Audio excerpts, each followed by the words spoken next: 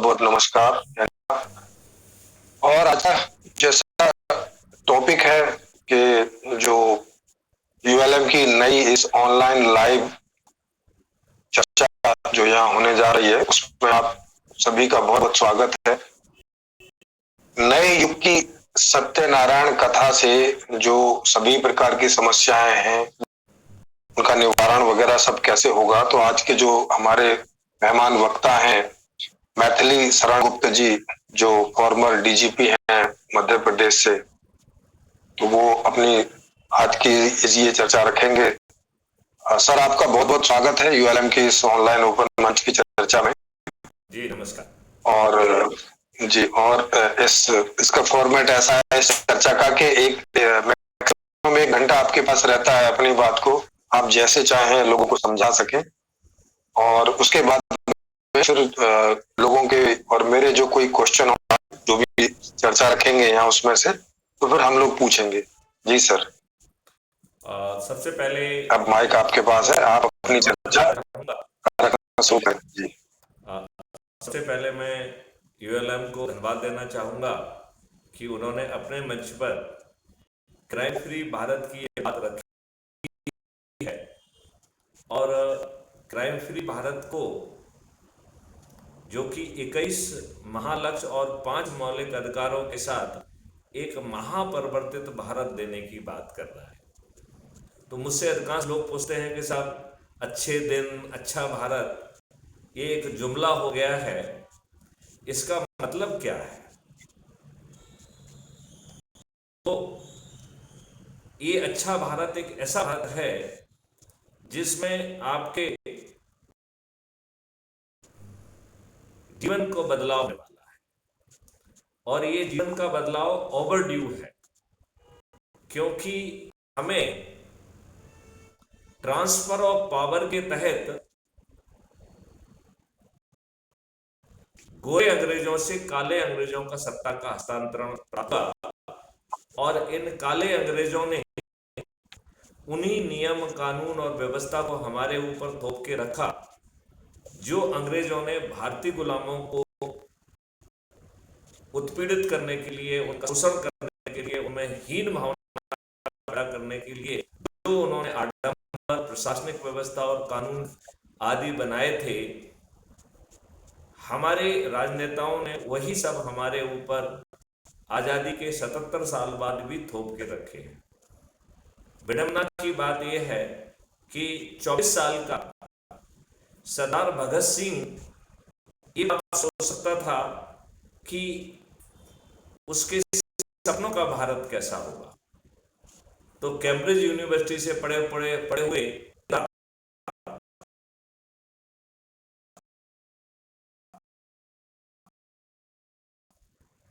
इनके जेहन में कभी प्रश्न नहीं आया कि हमारा सपनों का भारत कैसा होना चाहिए।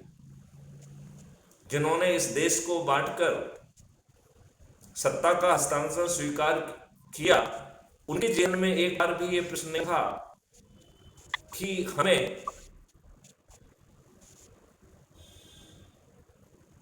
जब पाकिस्तान से भारत और भारत से पाकिस्तान लोग पहुंचेंगे तो उनकी सुरक्षा का एक प्रोटोकॉल होना चाहिए।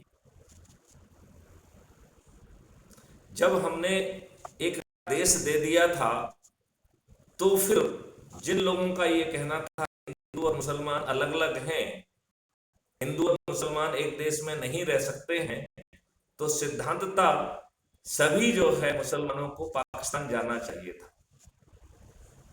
ये एक विडंबनापूर्ण बात है। जो मुसलमान रह गए थे उन्हें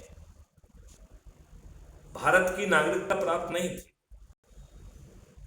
ये बाद में एक समझौते के तहत ये नागरिकता प्रदान की गई।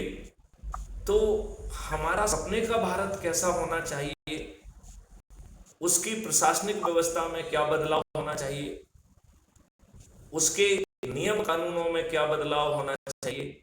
अभी जो 3 नए कानून लाए गए हैं, it is old wine in the new bottle, और हमारे दुष्ट राजनेताओं ने हमें अपने नियम कानून नहीं दिए, इन नियम कानूनों की आदत नहीं बदली। जिस 5 सर्टेनिटी के साथ हमें अपराध मुक्त और भ्रष्टाचार मुक्त भारत मिलना चाहिए था, जिसका प्रस्ताव 2017 में भारत सरकार के पास भेजा गया था और 2019 में उसे स्वीकार किया गया, उस प्रस्ताव के तहत जो 5 सर्टेनिटी मिलने वाली थी उसका प्रावधान इन नियम कानूनों में नहीं किया गया। हमें बिना थाने जाए एफआईआर का सर्टेनिटी के साथ अधिकार मिलने वाला था, जहां पर हम एक बटन दबाते तो एक वॉलंटियर पहुंचेगा जो अपने ऐप के साथ एफआईआर दर्ज करेगा, और आज जो पुलिस एफआईआर दर्ज कर रही है इससे 100 गुना ज्यादा सुपीरियर हो। यदि उसे किसी कानूनी मुद्दे में मदद की जरूरत है तो वो अपने ऐप में एक बटन दबाएगा, इतने मात्र से कानूनविद जो है जुड़ जाएगा। यदि उसे भाषा में प्रॉब्लम हो रही है तो वो दूसरा बटन दबाएगा तो लैंग्वेज इंटरप्रेटर जुड़ जाएगा। हमारे कानून में, हमारे आज आम व्यक्तियों के जीवन में 4 चीजों ने बहुत ज्यादा जो है जिंदगी उत्पीड़ित रखी है, परेशान होकर रखी है। पहला है राजनेताओं के और धन के दबाव में झूठी एफआईआर, बड़ा चढ़ा के एफआईआर। एक व्यक्ति दोषी हो सकता है लेकिन उसकी जगह 8-8, 10-10 लोगों के झूठे नाम उसमें मर दिए जाते हैं। झूठी गवाही देना एक दूसरी बड़ी प्रॉब्लम है। पुलिस के द्वारा झूठी व्यवस्था के लोगों को फंसा देना तीसरी बड़ी प्रॉब्लम है। और न्यायालय में झूठी वकालत करके केस को सिद्ध करके मासूम इनोसेंट लोगों को जेल में सड़ना पड़ा, चौथी प्रॉब्लम है। इन 4 प्रॉब्लम को एक गंभीर अपराध, परजरी का गंभीर अपराध बनाया गया है। जो ये चारों अपराध करेंगे वो जेल में सड़ेगा। 15 दिन में अकाट साक्ष्यों के साथ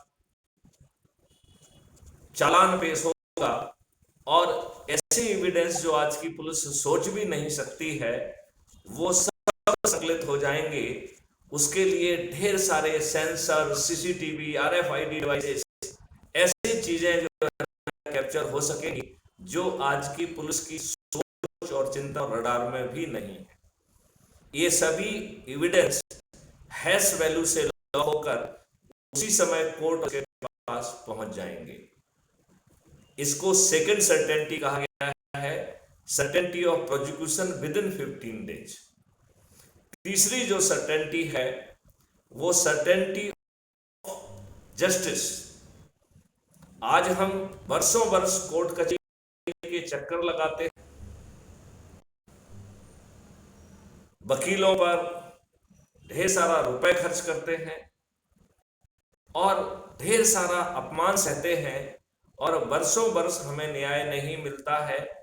तीसरी सर्टेनिटी के तहत बिना कोर्ट जाए distributed video based trial system के माध्यम से अधिकतम 30 दिन में न्याय मिलेगा।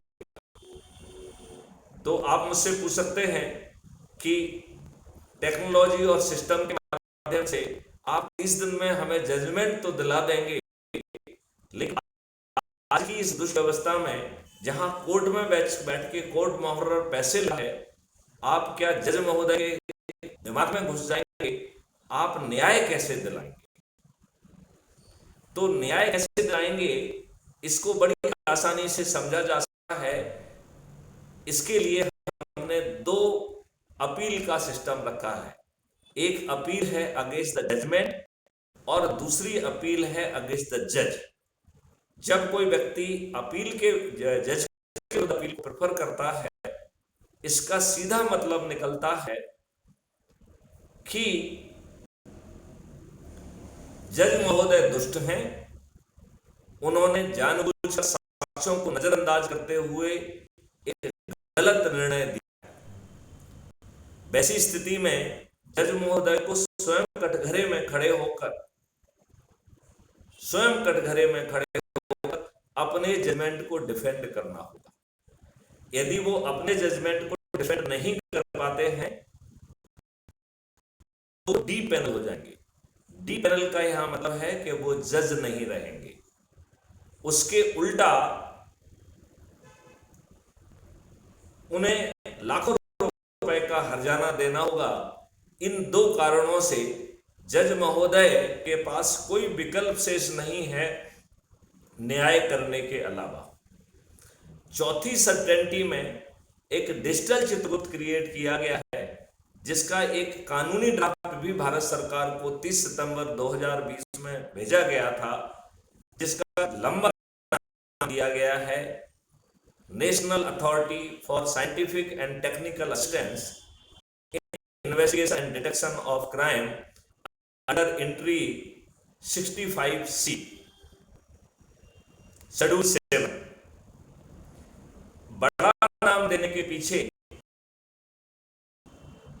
रीजन था, मालूम है कि हमारी ब्यूरोक्रेसी कैसे काम करती है और वो कॉमन सेंस के आधार पर फाइल पे आपकी चीज रिजेक्ट कर सकती थी कि सब policing as a state subject, लिहाजा हम क्या करें, भारत सरकार क्या करे। तो इस कानून के माध्यम से मैंने उनको बताया कि नहीं, संविधान के शेड्यूल 7 लिस्ट 1 एंट्री 65C के तहत जिम्मेवारी भारत सरकार की है। इस नियम के तहत एक डिजिटल चित्रगुप्त पैदा किया जा रहा था, जिसके अपराधी की हर जानकारी 360 डिग्री में कैप्चर होगी और सिस्टम ये लगा सकेगा कि ये अपराधी, इसके भागीदार कौन है, ये किस वाहन में जा रहा है, इसके पास घातक हथियार है कि नहीं है, ये किस रास्ते का उपयोग करेगा, इसके अपराध का टारगेट कौन होगा, और बीच में जो नोट्स लगी हुई हैं, जो सेंसर्स लगे हैं, जो सीसीटीवी लगे हैं, वो इस बात को वेरीफाई करेंगे कि जो एंटीसिपेशन किया गया है, जो अनुमान किया गया है, वो सही है कि नहीं। और विथ 99% एक्यूरेसी के साथ 99% एक्यूरेसी के साथ अपराधी अपराध इसके पहले उसकी गिरफ्तारी हो जाएगी।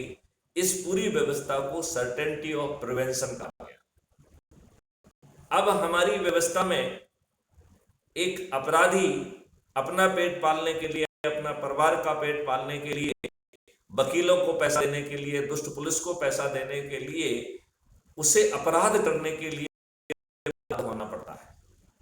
लिहाजा पांचवी सर्टेनिटी के तहत हम सभी अपराधियों को रिहैबिलिटेट कर देंगे। लिहाजा उन्हें अपने पेट के पालन के लिए, अपने पोषण के लिए, अपने सर्वाइवल के लिए अपराध पर बाध्यता नहीं होगी। ऐसी 5 सर्टेनिटी वाला भारत। दो मॉडल से भारत सरकार के पास आज की तुलना में 20 गुना ज्यादा पैसा पहुंच जाएगा। एक है क्राइम फ्री भारत की रेवेन्यू स्ट्रीम और दूसरी है करेंसी मुक्त भारत। पेपर करेंसी मुक्त भारत में जो 2% की ट्रांजैक्शन फीस है, इन दो माध्यम से भारत सरकार के पास 20 गुना पैसा पहुंच जाएगा। तब क्राइम फ्री भारत मिशन का कहना है कि जब हमने आपको 20 गुना ज्यादा पैसा दे दिया है, जो आपकी आवश्यकताओं के से मोर देन इनफ है, तो आप देशवासियों से टैक्स नहीं ले सकते हैं। लिहाजा पहले साल टैक्स को 50% कर दिया जाएगा, दूसरे साल 25%, तीसरे साल 15%, चौथे साल 5% और 5वें साल हर तरीके के टैक्स से भारत मुक्त हो जाएगा। क्राइम फ्री भारत ने हर भारतीय के लिए 2 अकाउंट की व्यवस्था की है। एक आपका अकाउंट जिसमें आप काम करते हैं और आपको पैसा आ रहा है, दूसरा एक कल्प वृक्ष अकाउंट दिया है जो अद्भुत है। जब आपको चाहिए तो आपको किसी बैंक के पास नहीं जाना पड़ेगा, किसी साहूकार के पास नहीं जाना पड़ेगा। ऑटो स्वैप से आपके अपने ही कल्प वृक्ष अकाउंट, जिसे हमने कॉस्ट सेटलिंग डेबिट अकाउंट कहा है, उससे अपने आप पैसा मिल जाएगा। जब आप कमाएंगे तो अपने आप वो पट जाएगा। यदि आप नहीं कमा पा रहे हैं तो सिस्टम आपके पास पहुंचे और आपके साथ बैठकर तय करेगा कि आप पैसे क्यों नहीं कमा पा रहे हैं, आपकी शिक्षा क्या है, आपका हुनर क्या है, आपको किस ट्रेनिंग की जरूरत है, आपको किस टूल की जरूरत है, उसमें आपको सिद्धता पार एक्सीलेंस बनाते हुए, आपको टीम मुहैया कराते हुए, आपको किसी के सामने रोजगार के लिए हाथ नहीं बढ़ाना होगा और आपको टेक्नोलॉजी के माध्यम से राष्ट्रीय संपदा के निर्माण में भेज दिया जाएगा। जितनी राष्ट्रीय संपदा का निर्माण होगा उतनी भारत विकास निधि नामक डिजिटल करेंसी ऑटो जनरेट होगी। लिहाजा आपको 5 फंडामेंटल राइट मिलेंगे, केवल एक ही नहीं, 5 फंडामेंटल राइट। फंडामेंटल राइट है राइट टू रोजगार, जो अभी हमने आपको समझाया। राइट टू रोजगार इस तरीके से आएगा कि आपके जो गैप्स हैं, जो ट्रेनिंग नीड्स हैं, जो टूल इक्विपमेंट मशीनरी की नीड है, उसको आइडेंटिफाई करके, आपको ट्रेन करके, आपको राष्ट्रीय संपदा के निर्माण में लगाया जाएगा और आप जो है उसके माध्यम से आपको 4 और मौलिक अधिकार मिलेंगे। शिक्षा का मौलिक अधिकार, स्वास्थ्य का मौलिक अधिकार, भोजन का मौलिक अधिकार और खुशहाली और समृद्धि का मौलिक अधिकार। अद्भुत, एकदम अद्भुत। शिक्षा का मौलिक अधिकार में आपके खीसे में पैसा है कि नहीं है, आपके पिताजी के खीसे में पैसा है कि नहीं है, सिस्टम आपको पूरी तरह से सपोर्ट करेगा, आपकी काबिलियत के हिसाब से आपको शिक्षा सुनिश्चित करेगा और कोई भी चीज मुफ्त में नहीं जाएगी। तो जो आप पे खर्च होगा वो आपके कल्प वृक्ष account, cost settling debit account पर जो है माउंट किया जाएगा और आपको शिक्षा के दौरान ही धन कमाने के लिए योग्य बनाया जाएगा, जिससे आप एम्प्लॉयमेंट के बाद उसे पटाएंगे, उसकी जरूरत नहीं रहेगी। तो आपको शिक्षा का मौलिक अधिकार मिलेगा। इसी प्रकार आपको स्वास्थ्य का भी मौलिक अधिकार मिलेगा, जिसमें प्राणायाम, व्यायाम, ये सब चीजें आपको आपके घर मिलेंगी और उस व्यक्ति को भी मिलेंगी जिसके खीसे में एक पैसा नहीं है, जिसके बाप के खीसे में एक पैसा नहीं है। कोई भी चीज मुफ्त में नहीं मिलेगी, उसको हर चीज उसके घर पर मिलेगी। और इवन टेक्नोलॉजी इस तरीके से जो है ना वॉलंटियर्स को आपके पास पहुंचाएगी कि वो आपके सभी सैंपल्स टेस्टिंग करेंगे और बैकएंड पर सभी पैथियों के एक्सपर्ट्स बैठेंगे और आपस में चर्चा करके तय करेंगे कि प्राइमरी रोल कौन सी पैथी अदा करेगी, सेकेंडरी रोल, टर्सरी रोल और रोल किस पैथी को करना है, और वो सब चीजें पेशेंट्स को उसके घर पहुंच जाएंगी। ऐसा अद्भुत होगा फंडामेंटल राइट टू हेल्थ।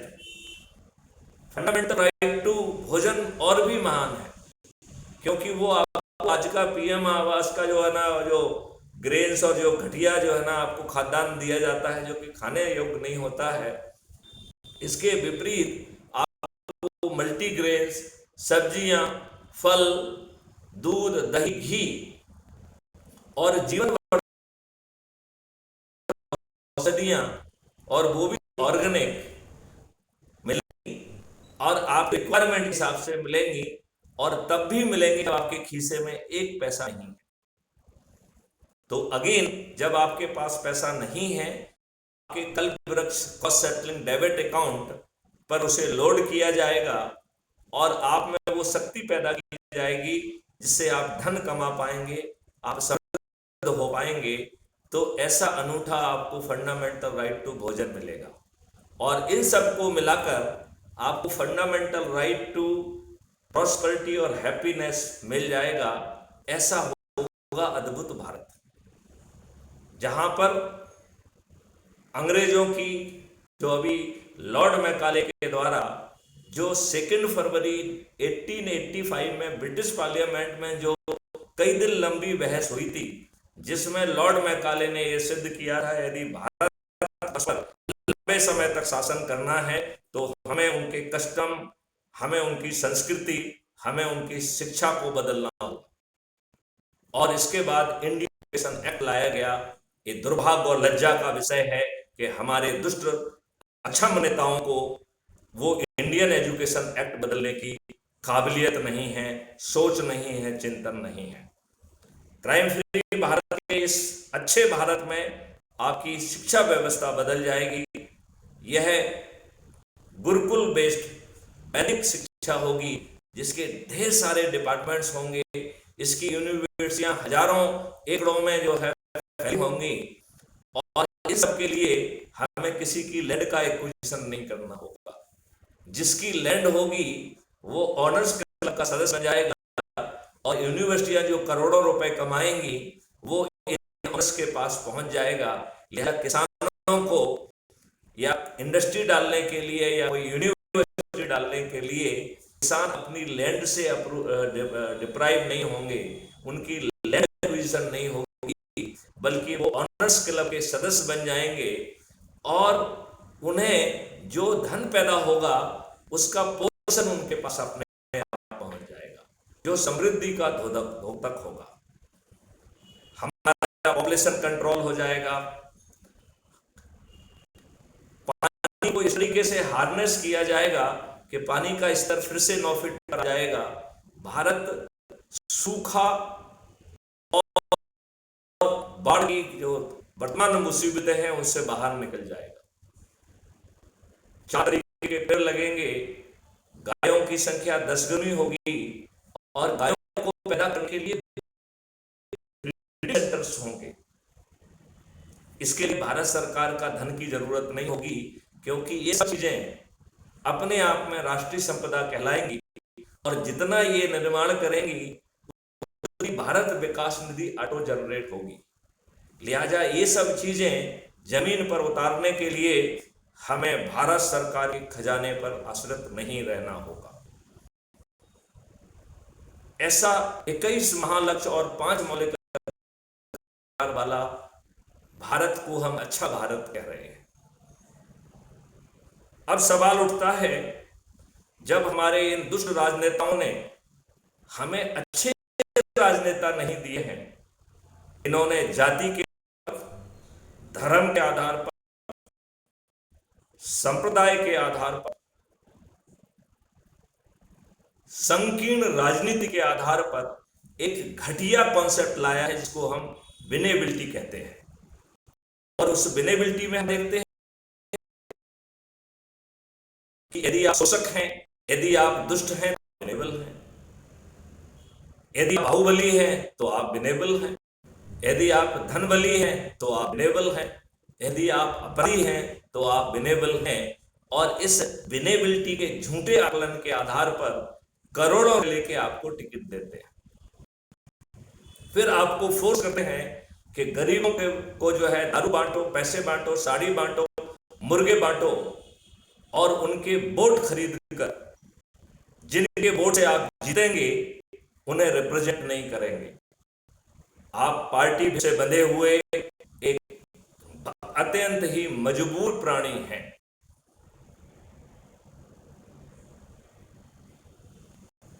लिहाजा इन राजनेताओं ने ना हमको अच्छा भारत दिया, ना हमें अच्छी प्रशासनिक व्यवस्था दी, ना हमारे नियम कानून बदले, ना हमारी शिक्षा व्यवस्था बदली।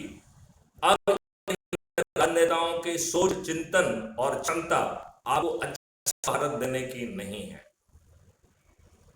इसके लिए मैथिली शरण गुप्त ने एक सरल सा उपाय निकाला है कि यदि आप जो है एक संकल्प ले लें कि हमें अच्छा भारत चाहिए, और जो 4 छोटे से सरल उपाय हम आपको बता रहे हैं, यदि आप उन्हें कर देंगे तो 9 दिन में आप 100 करोड़ होंगे। आज के राजनेता इन 100 करोड़ लोगों की बात सुनने के लिए विवश होंगे और राजनेताओं से तो हम कुछ मांग ही नहीं रहे हैं। ना राजनेताओं के दिमाग को तकलीफ दे रहे हैं, ना ही उनके ब्यूरोक्रेट के दिमाग को तकलीफ दे रहे हैं। हम तो बहुत छोटी सी बात कह रहे हैं कि हमने मॉडल्स बनाए हुए हैं, टेक्नोलॉजी बनाई हुई है। आप एक राष्ट्रीय अधिकरण बना दीजिए for crime free Bharat with fundamental right, या नेशनल एडवाइजर बना दीजिए, जिससे मैथिली शरण गुप्त को ये शक्ति मिल जाए कि ऐसे नगीने जिन्होंने अपनी जिंदगी लगा दी है इन 21 लक्ष्यों को इन्हें के पर काम करने के लिए, उनको जो है ना ढूंढ के एक टास्क फोर्स का हिस्सा बनाया जाएगा, अधिकरण का हिस्सा बनाया जाएगा, और वो जो है इन मॉडल्स और टेक्नोलॉजी को एग्जामिन करेंगे और अपने अनुभव के आधार पर जो सुझाव देंगे उसे पहली डिग्री का रिफाइनमेंट होगा। फिर 15 दिन तक लाइव चर्चा होगी और वो भी पब्लिक उसको सुनेगी, उस पर बहस होगी, और इस एक्सपर्ट की लाइव चर्चा से जो चर्निंग से जो चीजें निकल के आएंगी उससे दूसरी डिग्री का रिफाइनमेंट होगा। फिर 45 दिन तक पब्लिक से लाइव डिस्कोर्स होगा। पब्लिक के दिमाग में जो भी शंकाएं हैं, वो शंकाएं हैं, जो सलाहें हैं, उनको इनकारपोरेट करके तीसरी बार रिफाइनमेंट किया जाएगा। और फिर राजनेताओं से कहा जा रहा है कि भाई साहब, जो पका के हम आपको चीजें दे रहे हैं, अब इन्हें पार्लियामेंट में पास कर देना। यदि तुम पार्लियामेंट में इन्हें पास कर दोगे तो 240 से बढ़कर 500 पार कर जाओगे। लेकिन यदि ऐसा नहीं किया तो फिर सिस्टम ने उन 543 भागीरथी प्रयास करके 100 करोड़ तक की संख्या पहुंचाने वाले भागीरथों को चंद्रगुप्त कहा है। और क्राइम फ्री भारत ने ऐसी व्यवस्था की है कि उन चंद्रगुप्तों के पास मेंबर ऑफ पार्लियामेंट का टिकट पहुंच जाएगा। और जिन 100 करोड़ लोगों ने ये संकल्प किया है कि उन्हें अच्छा भारत चाहिए, वो प्रतिदिन अपने छत पर चढ़ेंगे, थाली बजाएंगे, दीपक जलाएंगे और संकल्प लेंगे कि हम अपने चंद्रगुप्तों को विजयी बनाएंगे। और जिस दिन वोटिंग होगी तो अपने चंद्रगुप्त की ईवीएम मशीन पर बटन दबाकर सभी 543 चंद्रगुप्त जीत जाएंगे। फिर जो हम अपेक्षा इन दुष्ट राजनेताओं से कर रहे हैं, हमारे चंद्रगुप्त 543 चंद्रगुप्त स्वयं पार्लियामेंट में बैठकर उसी चर्निंग के बाद जो पकी हुई चीज है उसे नियम कानून में परिवर्तित कर देंगे और आपको महापरिवर्तित भारत मिल जाएगा। इसी के साथ जो मैं बात समझाना चाह रहा था वो मैंने आप तक पहुंचा दी। अब मैं आप लोगों के प्रश्नों को आमंत्रित करूंगा जिससे आपको अपने प्रश्नों का जवाब मिल सके।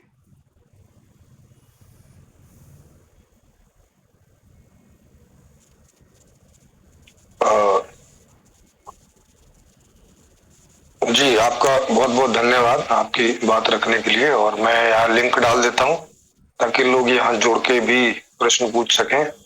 तब तक मुझे जो प्रश्न है मैं वो पूछ लेता हूँ। जी जी, तो सर, आप एक जो कल्प वृक्ष अकाउंट की बात कर रहे हैं, तो उसको थोड़ा सा एक्सप्लेन कीजिए। मतलब वो क्या है, ये कैसे बनेगा? बहुत और सुंदर प्रश्न आपने पूछा जी, है। बेसिकली हम अपने लोगों को वर्तमान फाइनेंशियल सिस्टम से बाहर निकालना चाहते हैं, क्योंकि वर्तमान फाइनेंशियल सिस्टम अंग्रेजों ने बनाया है, वो आपके शोषण के लिए बनाया है। आप आज उससे कर्ज लेते हैं, वो रातों रात बढ़ जाता है कंपाउंडिंग के माध्यम से, आपका जीवन दूभर हो जाता है। और हम जो 5 फंडामेंटल राइट देना चाहते हैं तो उसमें उनको आप तक पहुंचाने के लिए और विशेष तौर पर उन लोगों तक पहुंचाने के लिए जिनके खीसे में पैसा नहीं है, उनके लिए हमने cost settling debit account create किया है, इसे हमने कल्प वृक्ष कहा है। तो जब भी आप इन 5 मौलिक अधिकारों के लिए जो भी चीज चाहेंगे वो आप तक पहुंचेगी, और आपके खीसे में पैसा नहीं है तो वो पैसा आपको अपने इस कल्प वृक्ष अकाउंट से मिल जाएगा। और उसके क्राइम फ्री भारत का या भारत सरकार का एक बैंक रहेगा जो वो धन उपलब्ध कराएगा। और जब आप कमाएंगे, क्योंकि आपको कमाने के लिए सक्षम बनाया जा रहा है, ये पैसा कोई फ्री नहीं है, कोई मुफ्त में पैसा नहीं मिल रहा है, ये किसी के टैक्स का पैसा नहीं है, ये बैंक का पैसा है जो कि उसके बैकएंड पे काम कर रहा है। वो अपने आप बढ़ जाएगा, तो उसके लिए कोई आपको ब्याज नहीं देना होगा।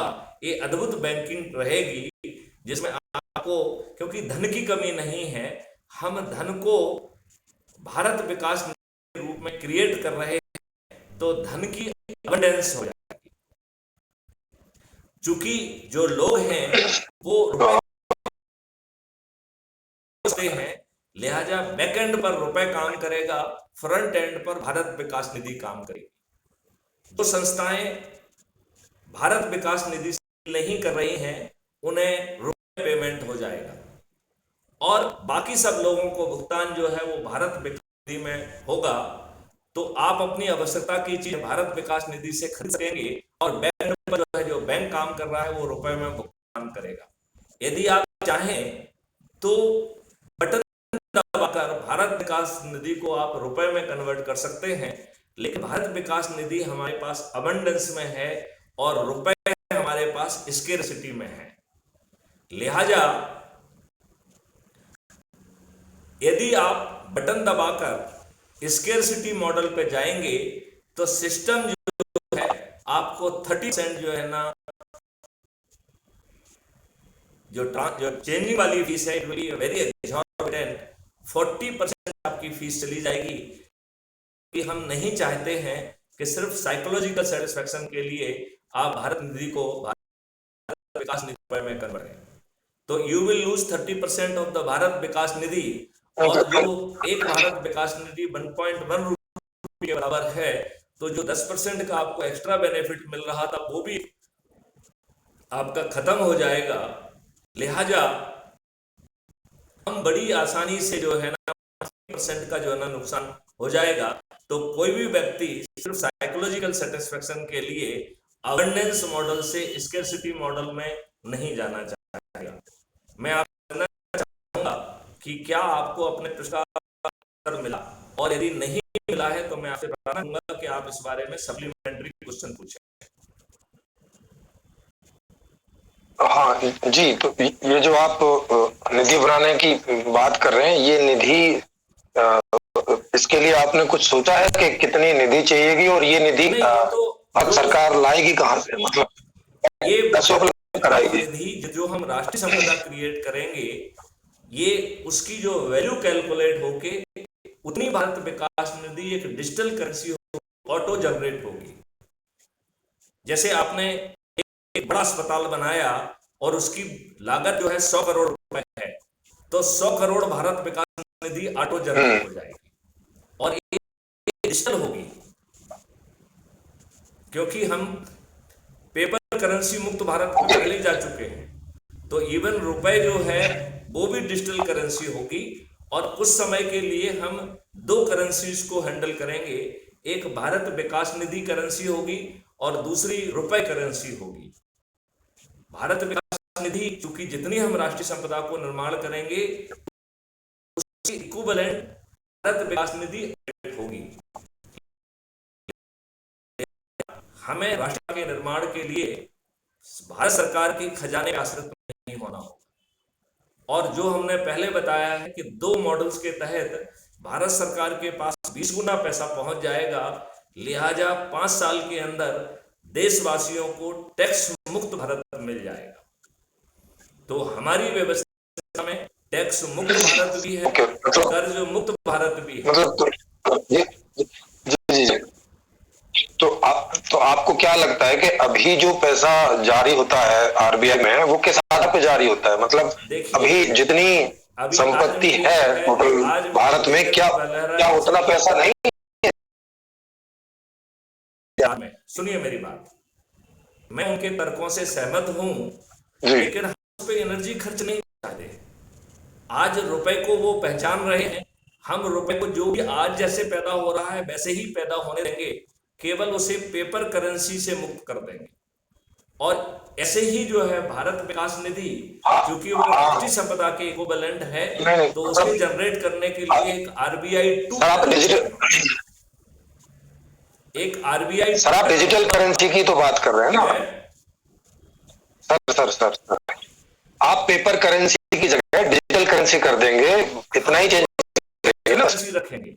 एक डिजिटल करेंसी रुपए जो आज की समझती है। आपकी आवाज कट जा रही है। मैं ये कह रहा हूं, आपकी फिर से और दोहराता हूं, एक जो है रुपए है जो आज की दुनिया समझती है। तो हम लोगों को ये नहीं समझाना ठीक है। चाहते हैं कि ये भारत विकास निधि क्या है। तो भारत विकास निधि हमारी एक इंटरनल व्यवस्था होगी, वो भी एक डिजिटल करेंसी होगी। जितनी हम राष्ट्रीय संपदा का निर्माण करेंगे, एक आरबीआई 2 जैसी व्यवस्था होगी। जैसे ही हम संपत्ति का निर्माण करेंगे, उतनी भारत विकास निधि निर्मित हो जाएगी।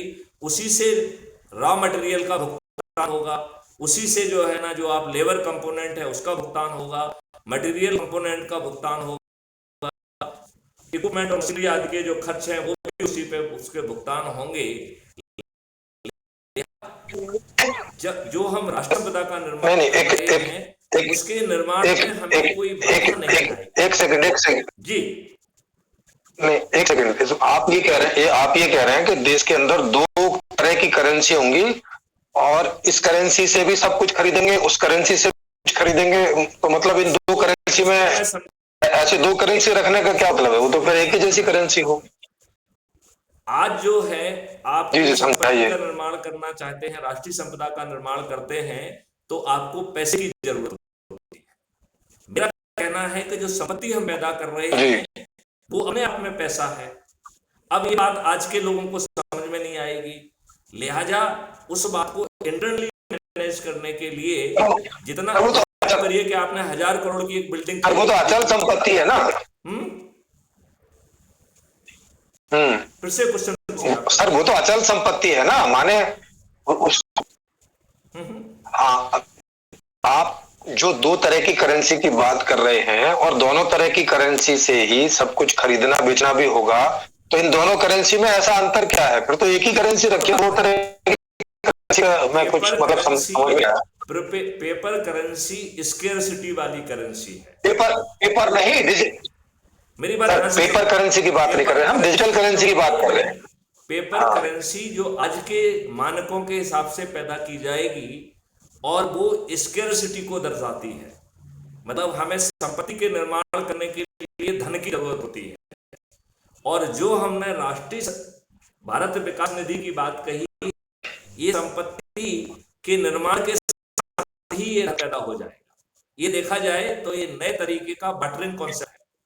जो पहले बार्टर की होती थी कि आपने श्रम देखो मैं आप सब करके पैदा की। मैं आपकी बात सर मैं अभी आपकी बात नहीं समझ पा रहा हूँ। मैं आपको समझाने की कोशिश करता हूँ। हाँ लेकिन मुझे समझ में तो आए। हम पहले ध्यान से समझेंगे तो समझ पाएंगे ना, क्योंकि ये नया कॉन्सेप्ट है, नई चीज है, इसे बहुत ध्यान से सुनना पड़ेगा, तब आपको बात समझ में आएगी।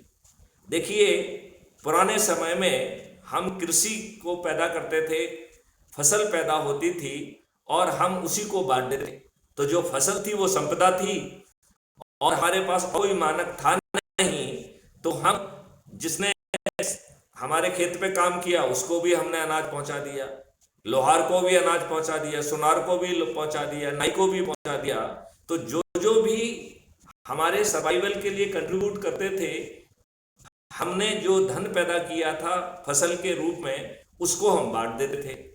अब इसमें हम जो राष्ट्रीय संपदा पैदा कर रहे हैं उसको हम एक पेपर, एक जो है ना डिजिटल करेंसी में कन्वर्ट कर रहे हैं। उसका नाम हमने भारत विकास दिया है। चूंकि 140 करोड़ लोग जब राष्ट्रीय संपदा का निर्माण करेंगे तो भारत विकास निधि हमारे पास अबंडेंस में होगी। आज के मानकों से जो रुपए पैदा हो रहा है वो अबंडेंस में नहीं है।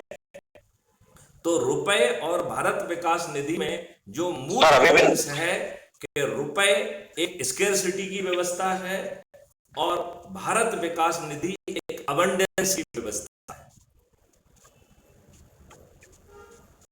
इस पे आप जब और विचार करेंगे तो बातें समझ में आने लगेंगी, क्योंकि बॉक्स थिंकिंग है।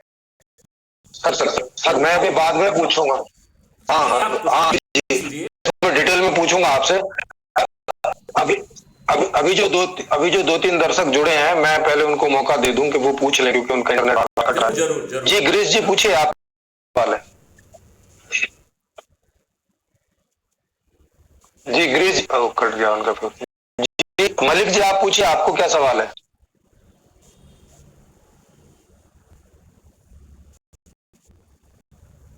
मलिक साहब, आप पूछिए, आपको क्या सवाल है? हेलो। नमस्कार। हेलो। हाँ जी नमस्कार। हाँ हाँ, नमस्कार जी, नमस्कार। पूछिए आवाज आ सर, रही अपना है? सवाल पूछिए। आ रही है। नमस्कार नमस्कार। जी प्रेम जी आपको भी नमस्कार और गुप्ता जी आपको भी। जी यहाँ तक मैंने अभी मतलब जी मैं अपना प्रश्न स्टार्ट करता हूँ। मैंने अभी तक जैसे आपका प्रश्न वो आपका जो आप दे रहे थे अभी आधे घंटे तक आपने बताई अपनी बातें, तो मैं मतलब वहां से यही समझ पा रहा हूँ कि आपने एक रुपये के बराबर में एक अलग से सिस्टम खड़ा कर दिया, जिसमें आपने जो भी क्लब वर्क्स या जो भी जैसे आपने बोला है, तो ये तो मतलब एक कॉपी पेस्ट हो गया कि मैं मतलब 100 रुपए की एक कार खरीद के लेता हूँ, आपको कॉपी ठीक पेस्ट है, में क्यों और जाना उसको है? फिर अपने आपकी डिजिटल समस्या क्या है डिजिटल वो बताइए। हम क्या कर रहे हैं वो मेरे ऊपर छोड़ दीजिए। सर मैं आपको इसमें कोई सर दिक्कत मैं आने पूछ वाली है वो प्रश्न पूछिए आप। हाँ वो दिक्कत यही बता रहा हूँ ना, आप एक मतलब कार्बन कॉपी कर रहे हो, रुपये के नीचे कार्बन कॉपी लगा के फिर उसको हम डिजिटल कोई बना कार्बन रहे कॉपी हो, नहीं कर रहे तो हैं, ये हम मतलब ये क्या राष्ट्रीय हो? संपदा का निर्माण कर रहे हैं। और जितनी राष्ट्रीय संपदा का निर्माण करेंगे तो उसकी रुपये इक्विवेलेंट तो मनी राष्ट्रीय जनरेट। है, राष्ट्रीय संपदा भौतिक है, कोई कार्बन कॉपी नहीं है, वो वो रुपए की इक्विवेलेंट कॉपी नहीं नहीं सर, है। वो हमने वो तो भौतिक कार्बन राष्ट्रीय कॉपी पैदा किया। उसी पैसे मैं जैसे एक हमने सेकंड, बिल्डिंग की है, मैं आपका प्रश्न बनाया है, क्लियर कर देता हूँ। गौशालाएं बनी हैं, सर ये सब सर संपदाएं हैं। सर ये रुकिए रुकिए भौतिक रुकिए हैं, सर। इनकी सर रुकिए वैल्यू है। रुकिए। जितनी वैल्यू सर होगी रुकिए। उतनी इक्विवेलेंट सर जो है सर भारत सर सर। विकास निधि निर्मित होगी। तो ये फालतू की बातें मत कहिए कि कार्बन लगा दिया, फलाना लगा दिया। हाँ कोई हाँ सर। कार्बन आर्बन नहीं लगा, सब चीज ओरिजिनल पैदा हो रही है। यदि अरे नहर सर, पैदा वो हो रही सवाल, है तो ओरिजिनल है, अरे सर, रोड कार्बन का पैदा हो रही है तो मतलब वो ओरिजिनल नहीं है, है। बिल्डिंग पैदा हो रही है तो ओरिजिनल है, इंडस्ट्री पैदा हो रही है तो ओरिजिनल है। इसमें कोई कार्बन आर्बन नहीं है। केवल कॉन्सेप्ट इतना है कि जितनी हम राष्ट्रीय संपदा निर्माण कर देंगे उतनी इक्विवेलेंट लोगों को पेमेंट करने के लिए जिन्होंने उस संपदा को क्रिएट करने में अपनी भूमिका निभाई है, चाहे वो मटेरियल की भूमिका हो, चाहे वो लेबर की भूमिका हो, या टेक्नोलॉजी की भूमिका हो, या इक्विपमेंट की भूमिका हो, उन कंपोनेंट को जो भुगतान करना है वो इस भारत विकास निधि से किया जाएगा। It is a advance watering system.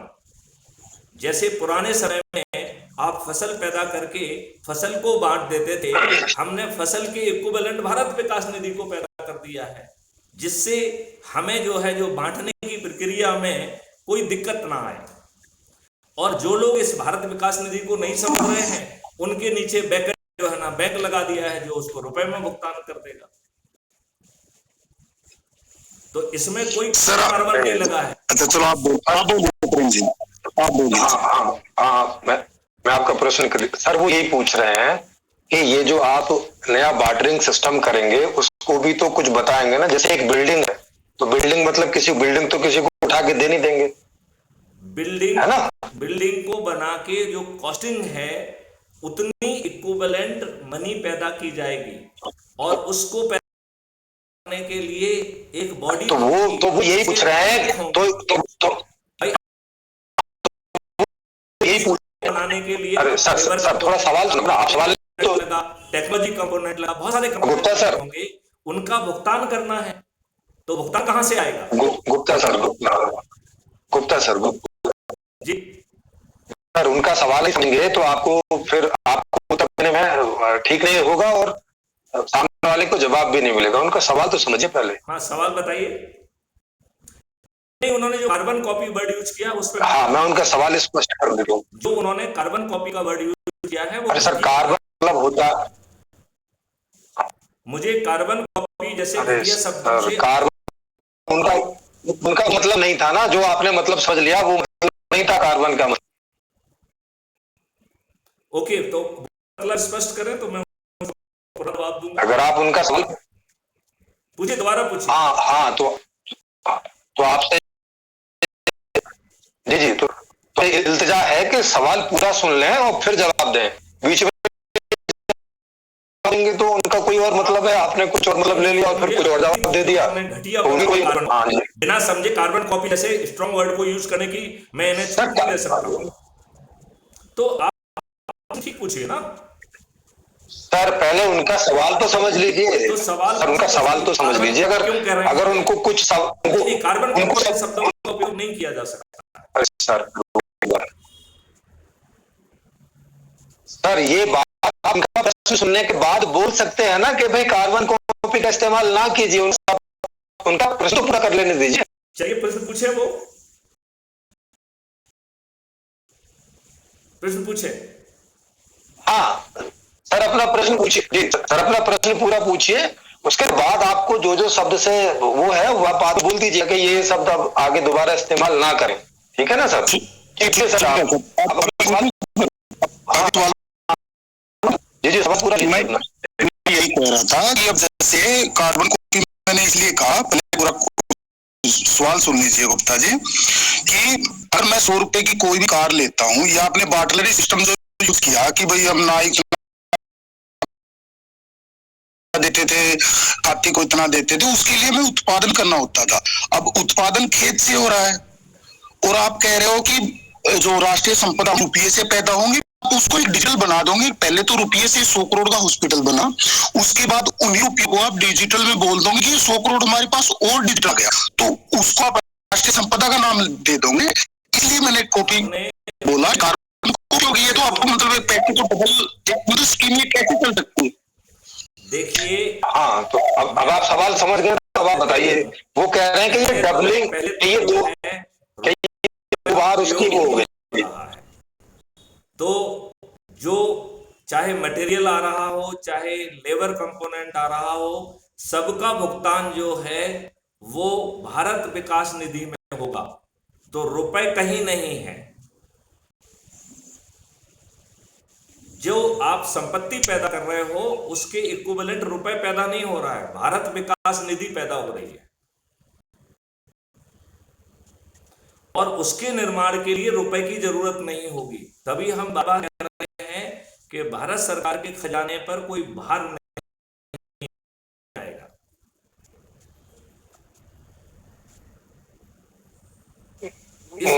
जवाब मिला सर। और दूसरा ढंग से ध्यान से सुनो। इसमें मेरा ये कहना है कि इन चीजों सर, मैं इसको दूसरे ढंग से पूछता हूँ जाएगी, क्योंकि ये कोई चीज बताई जा रही है जो आपके एक्सपीरियंस का हिस्सा नहीं है। अच्छा, इसे समझने में और इसे अप्लाई करने में शुरू में आपके दिमाग को तकलीफ होगी। लगता है सर ने वो नहीं लगा रखा तो उनको आवाज। सर, मैं इसको और दूसरे ढंग से पूछता हूँ आपसे। हाँ पूछिए। जो आप कोई जैसे बिल्डिंग, कोई जैसे आपने एक बिल्डिंग बनाई है, तो उसका जो आप मूल्यांकन करेंगे तो वो किस आधार पे करेंगे? मतलब जैसे एक बिल्डिंग बने, मतलब क्या, जैसे कि 1000 आप डिजिटल या 2000 डिजिटल, माने वो उसका होगा। जितनी चीज बनाई जाएगी उसको बनाने के लिए जो कॉस्ट कंपोनेंट लग रहा है, उतनी इक्विवेलेंट भारत विकास निधि जैसे ही आप उस प्रोजेक्ट को सैंक्शन करेंगे वो पहले जनरेट हो जाएगी।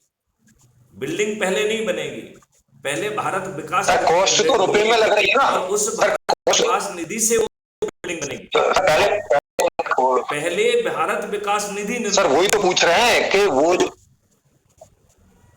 एक सेकंड, हम ये मान लेते हैं कि भारत विकास निधि एक नाम हो गया, एक नई करेंसी का, कि एक भारत विकास निधि, 2 भारत विकास निधि, 5 भारत विकास निधि, 20 भारत विकास निधि। ठीक है, जैसे 1 रुपया, 2 रुपए, 5 रुपए। एक भारत विकास निधि 1.1 रुपये के बराबर होगी। और जब आप ओके, 1.1 रुपये बराबर एक भारतीय विकास निधि। ठीक है, मैं आपको समझाऊं कि जिस चीज का आप निर्माण कर रहे हैं जी, उसके निर्माण के पहले भारत विकास निधि पैदा कर दी जाएगी, क्योंकि आपको उस भारत विकास निधि से ही तो सब चीजें आप इकट्ठी कर पाएंगे। जो उस संपदा को बनाने के लिए जो लेबर लग रही है, लेबर कंपोनेंट लग रहा है, मटेरियल कंपोनेंट लग रहा है, टेक्नोलॉजी कंपोनेंट लग रहा है, जो भी कंपोनेंट लग रहे हैं उसका भुगतान जो है आप उसी भारत विकास निधि से करेंगे जो पहले आप ऑटो क्रिएट कर चुके हैं उस संपत्ति के निर्माण के लिए। लिहाजा आपको उसके लिए बात है। तो ये जो इसीलिए हम बार बार आप ये कह रहे हैं कि रुपया हटा के आप रुपए को भूल जाइए, रुपया हटा के आप कह रहे हैं रुपया हटा के आप एक भारत, आप हटाने और उसमें मत जाइए। पेपर आज के समझ के हिसाब से बैकग्राउंड में चल रहा है रुपए। भारत विकास निधि हम एक नया कॉन्सेप्ट ला रहे हैं। जितनी हम राष्ट्रीय संपदा का निर्माण करने को अप्रूव करेंगे उसके अप्रूवल के साथ ही उतनी भारत विकास निधि एक डिजिटल करेंसी पैदा हो जाएगी जिसके माध्यम से उस राष्ट्रीय संपदा के निर्माण के भुगतान करना होगा वो किया जाएगा। इसका मतलब है यदि हमने 1000 करोड़ बिल्डिंग किया तो 1000 करोड़ रुपए की जो है एक डिजिटल भारत विकास निधि पैदा हो जाएगी और एक भारत विकास निधि 1 रुपये के बराबर होगी। लिहाजा भारत विकास निधि से आप जो चीज भी खरीदेंगे आपको 10% का डिस्काउंट ऑटोमेटिकली मिल जाएगा।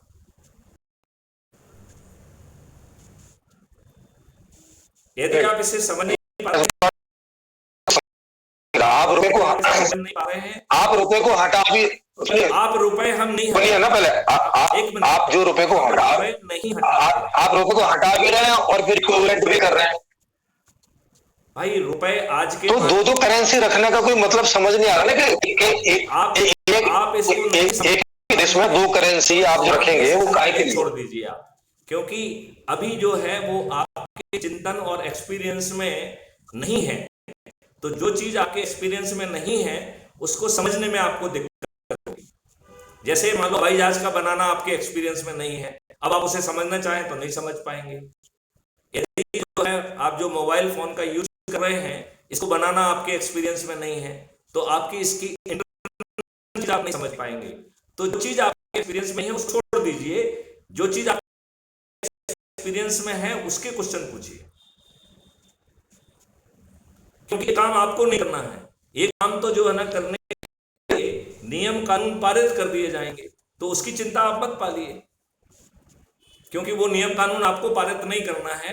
वो नियम कानून आपको पार्लियामेंट में पारित करना है और उसके लिए सत्यनारायण कथा इजाजत कर दिया गया है कि 100 करोड़ के पहुंच जाएंगे। या तो आज के राजनीति से पारित कर दें, नहीं तो हम स्वयं पार्लियामेंट में पहुंच के वो नियम कानून बना दें।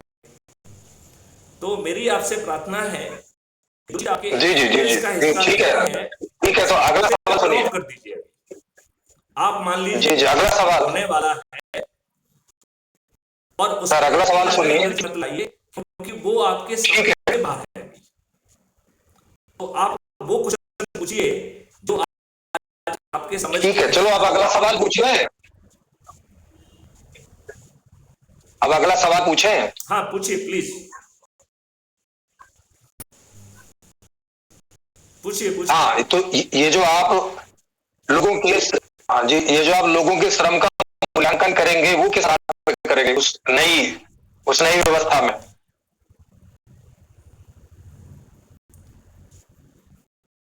मतलब किसको कितना वेतन है ये कैसे तय करेंगे?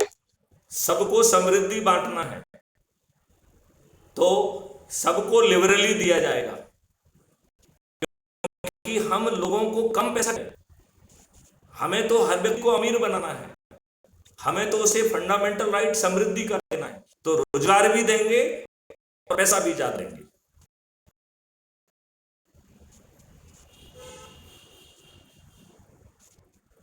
मैं समझा नहीं, मतलब ज्यादा देंगे तो कितना ज्यादा देंगे? कुछ मूल्यांकन होगा ना कि 4 ज्यादा, 6 ज्यादा, 10 ज्यादा। ये पैसा आपको नहीं देना है, ये भारत सरकार कानून बनाएगी तो ये भी आपके बाहर की बात है, इसे भी छोड़ दीजिए और रियलाइजेशन वाली बातें हैं वो करिए, क्योंकि नियम कानून आपको नहीं बनाना है। आप उन चीजों तो सर फिर आप समझाएंगे क्या? आप बताइए भाई, तो मैं क्या मैं तो बेस ही पूछूंगा ना, जो आप समझाने आए हैं उसी पर ही तो सवाल करूंगा। जो आप समझाने ही नहीं, कि जो आप समझाने नहीं आए उसमें क्या सवाल पूछना? देखिए, यदि आप नहीं समझ पा रहे हैं आगे जाके समझाएंगे, लेकिन मोटी बातें समझ लीजिए कि व्यक्ति को इतना समृद्ध बनाना है, लिहाजा आज का जो शोषण वाली है वो नहीं रहेगी। लोगों को सर ये तो एक तो सर आप ये बता रहे हो सर वर्क कर रहे हैं, उस वर्क सर आप सुनते नहीं, आप वैल्यू मिलेगी जिसे है उसके माध्यम से आपको हर चीज मिल सके। आपको रोजगार तो मिलेगा ही, के माध्यम से आपको स्वास्थ्य चाहिए। सर ये तो आप एम बता रहे हैं, आपको भोजन चाहिए, ये तो आप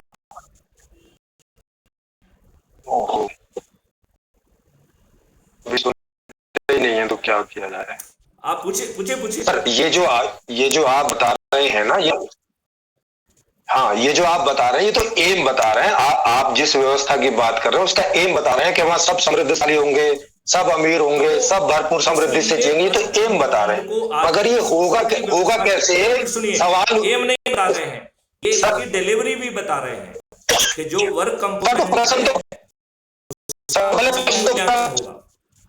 जब भारत निधि उतने निर्मित कर कम क्यों दें, हम ज्यादा देंगे। कैसे होगा वही कैसे उचित मूल्यांकन तो पूछ रहे कोई सर कोई मूल्यांकन करे। आज उसका मूल्यांकन आज की व्यवस्था का मूल्यांकन नहीं होगा। हम जो लिबरल उसको पैसा देने वाले हैं उसके हिसाब से जो उसकी कॉस्टिंग बनेगी उतनी भारत विकास निधि निर्मित होगी। आज तो आप मजदूर को गरीब रखना चाहते हो, आज तो आप मजदूर को इतना पैसा नहीं दे रहे हो कि वो अपना पेट पाल सके। आज की तो शोषक व्यवस्था है, ये शोषक व्यवस्था नहीं चलेगी। इसमें सभी व्यक्तियों को उनके बल उसके हिसाब से ठीक ढंग से जो है ना भुगतान किया जाएगा, ऐसी व्यवस्था वो होगी। शोषक व्यवस्था बिल्कुल नहीं होगी। आज की जो शोषक व्यवस्था है वो मजदूरों को पूरा भुगतान है। मजदूर उसे अपने लिए घर नहीं खरीद सकता है, मजदूर अपने लिए भोजन नहीं पा सकता है, तो उसको सर ये तो आप समस्या बता रहे हैं ना, ये आप समस्या बता नई चीज सुनोगे नहीं तो कैसे जानोगे? नई चीज को सुनो तो पहले सुनने की क्षमता रखो। ये कोई पुरानी चीज नहीं है, ये आपके सुनकर ही का हिस्सा नहीं है। सर सुनकर ही तो सवाल कर रहे हैं। आपको 1 घंटा दिया ही सर, क्या सुना है? वो जो सुना उसी पे तो सवाल कर रहे हैं और उसी के जवाब आप बोल रहे हैं कि छोड़ दो, बाद में आएंगे, बाद में मिलेंगे। क्या पूछे? सुनो, ये आपकी जो आज की व्यवस्था है उसमें आप शोषक हैं। इसमें आप जानबूझ के लेबर को कम पैसा दे रहे हो, वो बेचारा उससे भोजन नहीं कर पा रहा है, उससे वो घर नहीं खरीद पा रहा है।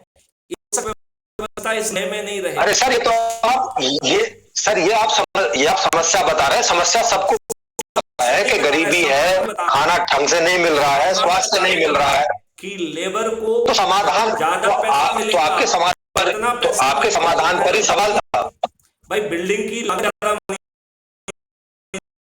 आप बिल्डिंग की लागत क्यों कम करना चाहते हो? उसका इक्विवेलेंट पहुंचने दीजिए ना। हम कब कह रहे हैं करना चाहते हैं? हमने कब बोला कि कम करना चाह रहे हैं?